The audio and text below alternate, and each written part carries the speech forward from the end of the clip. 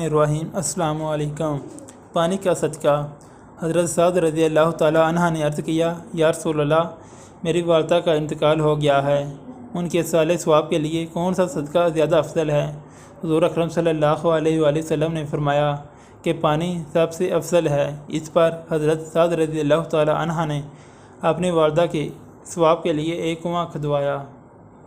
حضرت عبداللہ بن مبارک رضی اللہ تعالیٰ عنہ کے پاس سے ایک شخص حاضر ہوا اور عرض کیا کہ میرے گھٹنے میں ایک زخم ہے، 7 برس ہو گئے ہیں، ہر قسم کی دعا اور علاج کر چکا ہوں، کسی سے فائدہ نہیں ہوا، بڑے بڑے طبیبوں سے رجوع کر چکا ہوں۔